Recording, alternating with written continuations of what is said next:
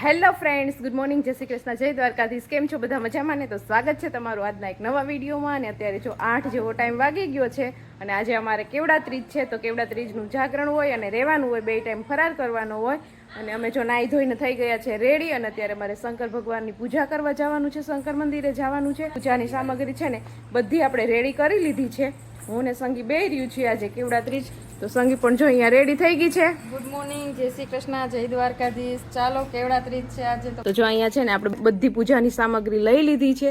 જે પૂજાપો અને ફ્રૂટ્સ ને બીલીપત્ર, નાગરવેલના પાન, પંચામૃત ને દીવા, અગરબત્તી ને એવું બધું હોય એ બધું લઈ લીધું છે. બે બહેનોનો ભેગો જ પૂજાપો બધું તૈયાર કરી લીધો છે. અને દિત્યાને છે ને અમારે લઈ નહોતી જાવી શંકર મંદિરે, પણ શંકર બાપાનો હુકમ હશે ને તો દિત્યા જો અત્યારે ઉઠી પણ ગઈ છે.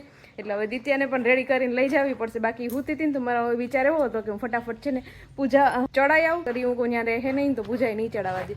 તો હજી તો મેં બ્લોગ ચાલુ કર્યો ને તો દિત્યાબેન ઉઠી પણ ગયા. એટલે હવે ફટાફટ દિત્યાબેનને છે ને રેડી કરી અને એને પણ આપણે લઈ જવા પડશે. ચાલો તો જો દિત્યાબેનને આપણે કાલે કપડાં લીધા હતા ને તો દિત્યાબેને જો નવા કપડાં જ પહેરી લીધા છે અને રેડી કરે છે એના માસી એને.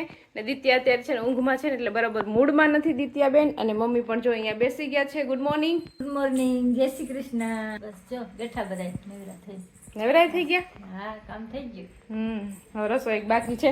અને દિત્યાબેન ગુડ મોર્નિંગ. ગુડ મોર્નિંગ, જય શ્રી કૃષ્ણ. તમારું સ્વાગત છે. સ્વાગત છે તમારું નવા વિડીયોમાં. સ્વાગત છે. હું છે ને શંકર મંદિરે જાઉં છું. શું કરવા જવું છે શંકર મંદિરે? પૂજા કરવા. દિત્યાએ પણ નવા કપડા પહેરી લીધા છે ને શંકર મંદિરે પૂજા કરવા. તું કેવડા ત્રીજ રહી બેન? હું કેવા પ્લીઝ લઈ. તો ચાલો જવું છે ને પૂજા કરવા. હા. ચાલો ચાલો તો જો અમે શિવ મંદિરે પહોંચી ગયા છીએ. તમને આની પહેલા વિડીયોમાં બતાવ્યું હતું એ અમારું જૂનું શિવ મંદિર હતું ને અત્યારે જો નવા શિવ મંદિરે પહોંચી ગયા છીએ પૂજા ચડાવવા માટે. ને હવે અમારો છે ને અહીંયા છે ને ટ્રાફિક છે પૂજા ચડાવવામાં. તો હવે અમારો નંબર આવી ગયો છે પૂજા ચડાવવાનો. તો ચાલો આપણે ફટાફટ જઈએ અંદર, પૂજા ચડાવી દઈએ ભગવાનને. પૂજા કરી લીધી છે ને હવે છે ને જો હવે પરિક્રમા કરીએ છીએ. દિત્યા પણ અમારી હારે પરિક્રમા કરે છે. દિત્યાને પગ ભીના થાય નથી ગમતી. ચાલો તો પૂજા કરીને આવતા રહ્યા છીએ ઘરે. અને હવે છે ને વાર્તા સાંભળવાની છે આપણે કેવડા ત્રીજની. તો આપણે ગોરબાપાની ઘરે જવાનું છે સીધો દેવા માટે. અને અહીંયા ગોરાણીમાં વાર્તા કરશે એ આપણે સાંભળવાની છે. તો જો આપણે બધી સીધાની સામગ્રી પણ રેડી કરી લીધી છે. જે વસ્તુ આપણે દેવી હોય એ બધી સીધામાં આપણે રેડી કરી લીધું છે. હું અને સંગી બે જઈએ છીએ વાર્તા સાંભળવા માટે. તો આપણે કેવડા ત્રીજની પહેલા વાર્તા સાંભળી આવીએ ગામમાં. ચાલો તો આપણે કોઈ બાપાની ઘરે આવી ગયા છીએ વાર્તા સાંભળવા માટે. અને જો અહીંયા આપણે બેન વાર્તા વાંચશે અને આપણે બધા એ વાર્તા સાંભળવાની છે. તો હાથમાં ચોખા લઈ લીધા છે. હવે આપણે છે ને કેવડા ત્રીજની વાર્તા સાંભળી લઈએ. હે નાથ, મેં તમને પ્રણામવા સમર્થ સ્વામીને પામી એ વાત કૃપા કરીને મને કહો. આ વાત સાંભળીને ચાલો તો વાર્તા સાંભળીને આવી ગયા છીએ ઘરે. અને ઘરે આવીને હવે આપણે ફરાળની કંઈક તૈયારી કરવી પડશે કે આજે તો આપણે 2 ટાઈમ ફરાળ જ કરવાનું હોય છે. આમાં જમવાનું હોતું નથી, એકટાણું હોતું નથી. એટલે આપણે સૂકી ભાજીને વેફર તળ લઈને, બિયા તળ લઈને, બાકી ફ્રૂટ્સ ને બધું તો છે. એટલે આપણે પેલા ફટાફટ હાલો હવે ફરાળની તૈયારી કરી લઈએ. ચાલો તો ફરાળની બધી તૈયારી કરી લીધી છે. જો અહીંયા આપણે બટેટા પણ મમ્મીએ બાફી રાખ્યા હતા. પછી બિયા લઈ લીધા છે બટેટા વઘારવા માટે, ટમેટા ને મરચાં ને બધું લઈ લીધું છે. ને વેફર તળવાની છે. ને અહીંયા આપણે તેલ પણ ગરમ થવા માટે મૂકી દીધું છે.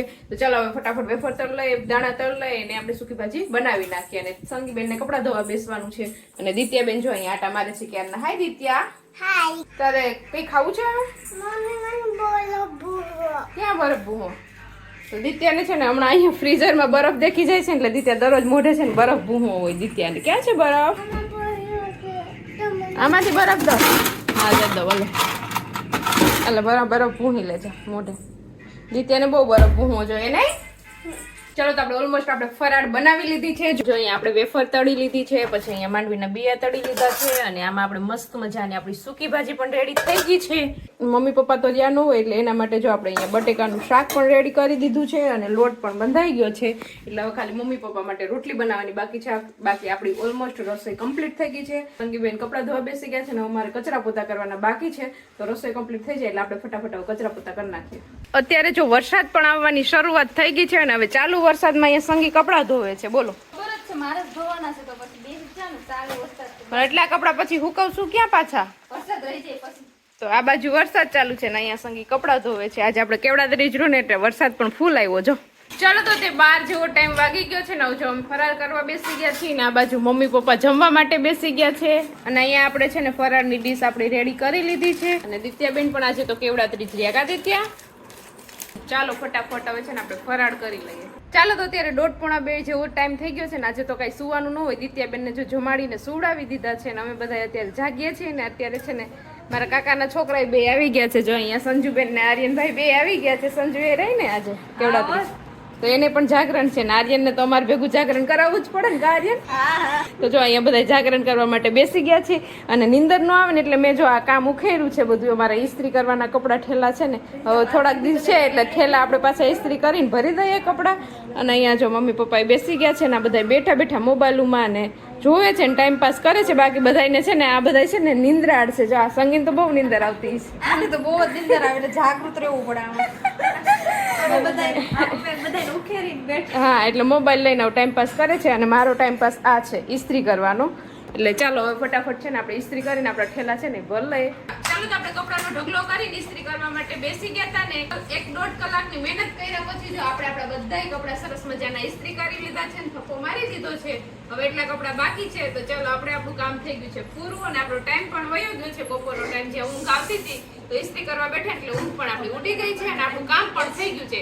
ચાલો તો અત્યારે 9 જેવો ટાઈમ થઈ ગયો છે ને આપણે જો ફરાળ કરી લીધી છે. અત્યારે એક ટાણું તો હોય નહીં, 2 ટાઈમ ફરાળ જ કરવાની હોય એટલે આપણે સરસ મજાની ફરાળ કરી લીધી છે અને ફ્રી પણ થઈ ગયા છે ને આજે તો જાગરણ છે એટલે જાગવાનું હોય 12 વાગ્યા સુધી. આમ તો રોજ અમારે તો જાગરણ જ હોય. દિત્યાબેન રોજ અમને 12 વાગ્યા સુધી તો જગાવતા જ હોય એટલે અમે જાગી લેશું આપણે. તો જાગરણ કરવા માટે જો અહીંયા બધા બેસી ગયા છે. આર્યન ને સંજુ ને પાછા આવી ગયા છે. ઘરે ગયા હતા તો જમીન પાછા આવી ગયા છે અને અહીંયા જો ભગવતી કાકી પણ આવી ગયા છે. સાધના ક્યાં ગઈ? હા તો હજી આમાં ઘણા બધા લોકો હજી ઘટે છે. બધા આડાવડા છે. હજી કોઈ ઘર કામ કરે છે અને હજી કોઈ જમવા બેઠા છે ને જે ઘણા લોકો નથી આવ્યા. પણ હવે આપણે છે ને વિડીયો ને એન્ડ કરી દઈશું. એ લોકો બધા આવી જશે, થોડુંક વાર લાગશે. જે 9:30-10 જેવો ટાઈમ થઈ જશે તો વિડીયોને પણ આપણે અહીંયા એન્ડ કરી દઈએ. તો તમને આજનો મારો વિડીયો કેવો લાગ્યો કોમેન્ટ કરજો, લાઈક કરજો, શેર કરજો અને જો ચેનલમાં ન હોય તો સબસ્ક્રાઇબ કરજો. આવતીકાલે મળીશું નવા વિડીયો સાથે. ત્યાં સુધી bye, good night. Bye, good night. મારા કોલેજ